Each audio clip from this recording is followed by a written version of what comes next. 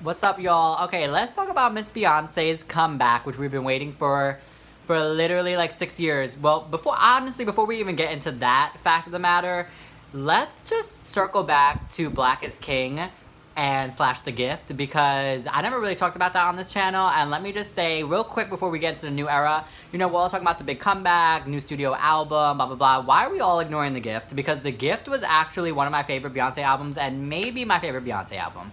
Yeah.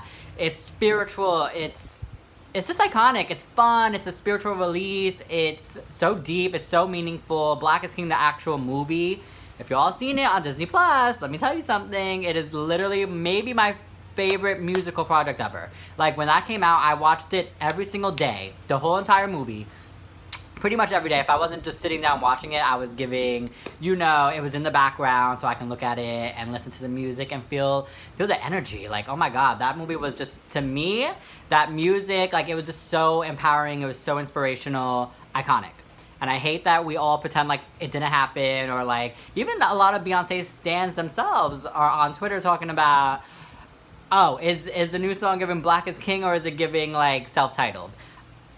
And trying to be shady about it. As far as I'm concerned, Black is King was fucking iconic, 10 out of 10, 100 plus, okay, A+, smash in my books. And that whole era should have been fucking massive. But anyway, point is, that was amazing. So let's loop around back to the actual point of this video.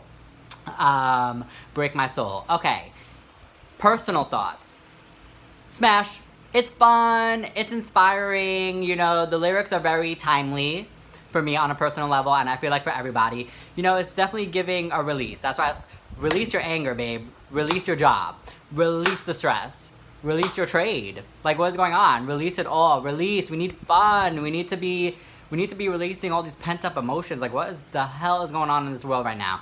I'm so happy that she's going to this, like, bringing the club back. Let's hit the club again. Even though, yes, do I love Black is King? To me, I could dance to Black is King songs in the club. Like, already, smash. But anyway, we're back to the club, which is also giving a lot of discourse on the internet about why, like, I keep seeing on Twitter, like, all these viral tweets talking about, why are they pushing music back into the mainstream? First of all, because we've had enough of the motherfucking drama. I've had enough of these slow-ass trap beats, like these really, like drugs and the guns and the blah, blah, blah, blah. I don't want to go to the club and sitting in the corner talking about all this sad, dramatic-ass music. Like, everything is just, it's either we're giving violence, or we're giving, like, depression, or we're giving, some sad breakup shit. I don't want to hear it anymore. I don't want these slow, motherfucking mellow, dramatic ass music anymore. Right now, we need a break. The world is shutting down again. First it was pandemic, and now it's giving recession. So let's just have fun. Release the anger, release the stress. So I'm glad Miss Beyonce is bringing about the renaissance for us, and Drake too, because everyone's really getting on Mr. Drake for that. But you know what? Why can't we have fun again, y'all? Enough of the drama. And if it's not, like, serious topics, it's, like, even just, like, heartbreak. Like, I don't want to talk about heartbreak anymore. I don't want to talk about none of that shit. Let's just have fun in the club. Release it. Let's have joy. Okay? That's what's going on right now. So anyway, back to the other points. We have so many points to talk about because there's so much discussion going on around this song. Girl, let's just give it a quick little... It's fun! Is it repetitive? Absolutely. But that's called catchy hook. I can't get it out of my head. I'm telling everybody. Even that, you know what? I'm telling everybody. We're not keeping our mouth shut no more. Our voices will be heard. Okay? Even these little lyrics that you're thinking is not really giving anything, and like it seems real simple and basic. To me, there's a very deep meaning behind all of these words. We back outside, bitch. We going back outside. I'm sorry. It's fun. It's fun. Now, the sample. Okay, I'm seeing a whole lot of... Okay, first of all, Run the World, when Run the World came out, that was also Major Lazer. Like, that whole song was built off that sample, right? So now we're hitting back to Miss Beyonce giving us the sample, and... I could see why some Beyonce fans, or even just general music listeners, could be a little disappointed with the song, because the whole song is really, based off that sample, and it doesn't really add something new, at least to the production. Like, if I had a critique, it would be, I wish that we kind of built off the sample as opposed to just using the sample and not really giving too much variation onto what the original track was. You know what I mean? Maybe some more ad-libs or like a big explosion at the end, big climax moment. I don't know. I mean, I definitely would have maybe switched it up a little bit, but I still feel like the repetitiveness of it was purposeful, okay? It's supposed to be like that. It's supposed to give you the hook. It's supposed to be catchy as fuck. And, you know, to the people who don't like it and do feel like it's super simple, it is. It is. It's kind of a simple song, but I feel like it's a good introduction back to the new Renaissance era. We're having fun.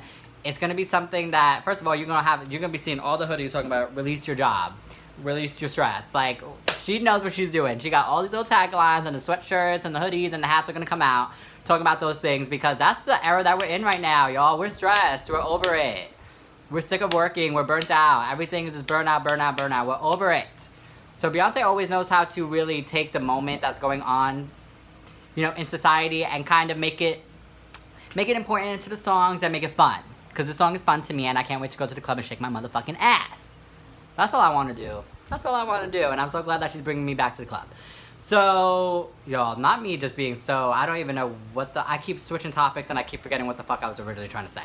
But, you know, sampling, Run the World, right. So, basically, I feel like I'm not mad at the sample. I feel like she knows that if she's gonna come back, why not use a song that is already in the subconscious of everybody? Like, we all know this beat, we all know this song, so it's not gonna be hard to kind of get people hooked onto it. Same thing with Run the World. We all were living for that motherfucking Major Lazer song when it came out. So when she sampled it, of course, a lot of fans were like, okay, girl, this is giving lazy, because why are you giving copy and paste off a song that we have already heard? And just kind of shaking it up a little bit with your different verses and blah, blah, blah. But to me, I think it's smart. I think it's a smart way to release the lead single, get everybody excited, get everybody hyped, and then the rest of the album will probably be even better. And in addition to that, you know, when Run the World came out, you all gotta remember, a lot of the girls didn't love that song. A lot of people said it was amateur, it was basic, it was way too repetitive, it was giving... That was the time when Willow Smith came out with Whip My Hair, and I remember a lot of people were like, girl, why does it sound like a Willow Smith is supposed to be singing this song? And did it? It did. It kind of did. But now you look back, and it kind of shook the culture, and everybody knows that song, everybody loves that song, and it was a moment in time. And that's what I think this song is going to give. It's going to give a moment in time. It's kind of breaking. Also, oh my god, we got so much to talk about.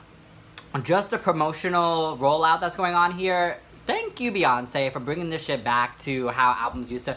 Not her, first of all, doing the whole surprise thing, and then that being like the whole decade of 2010 to 2000 now. You know, everybody doing the surprise drops, or like, if it's not a surprise, like, you kind of knew about it, and then they'd be like, okay, the album comes out next week, like, boo, fucking boring. I also love that the music video is not out yet.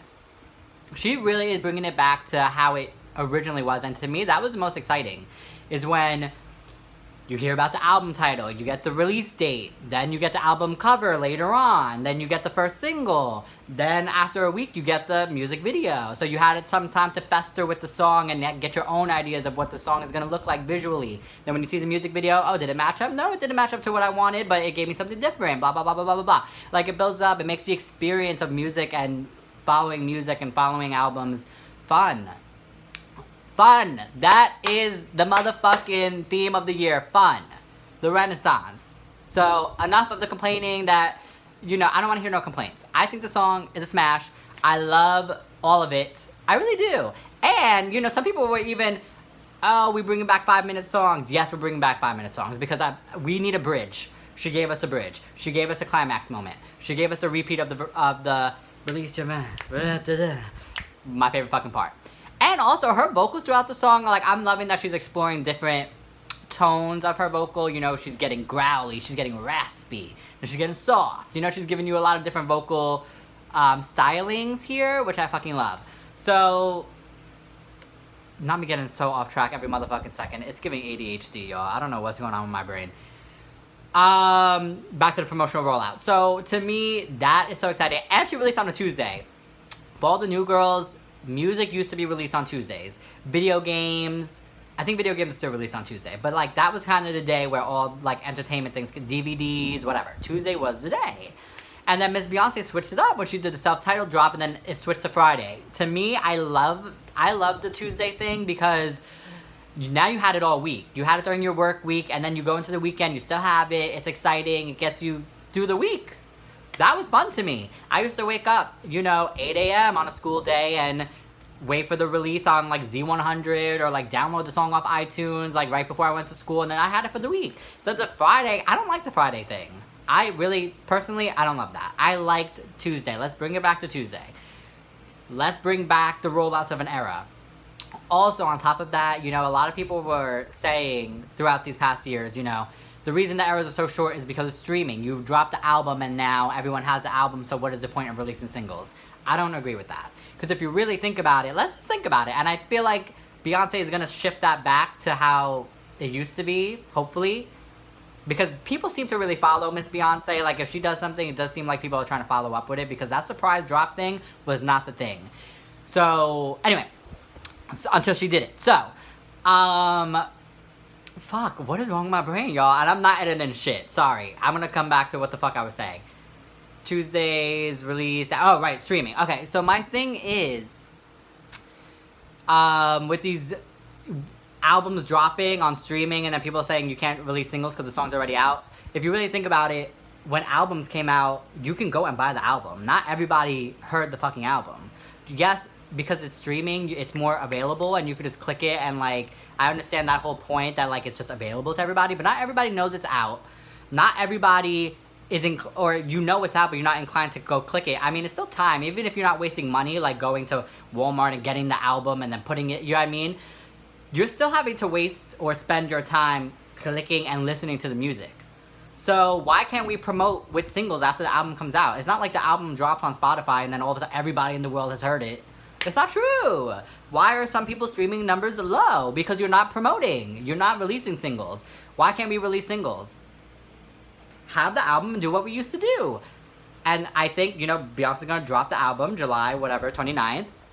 And then, late August, make a second single or drop it with the album with a second music video. And then later on, third single in November. Yes, people have the songs on Spotify, but that doesn't mean that everyone's listening to it. You promote it by performing. You promote it by watching the music video. I feel like Doja Cat did a good job with that this past year. Like, she kept the energy injected into the album and the whole era throughout the year.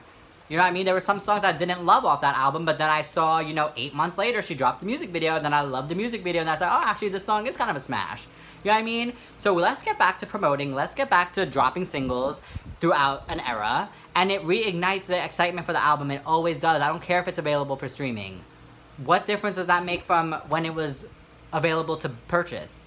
The only difference is that it's more readily available, which actually makes it a better idea to keep, releasing singles throughout the era and releasing music videos and performances, because now that is just a click of the motherfucking song, you see it, oh, great, boop, streaming numbers gonna go up 1,000,000% because it's easily clickable and you're promoting it and you're getting people excited, and people haven't been doing that. Like I said, Doja Cat, I think, has been doing a good job with that, and now I hope that Beyonce, from what I'm seeing, will be continuing that, because I don't see a music video yet.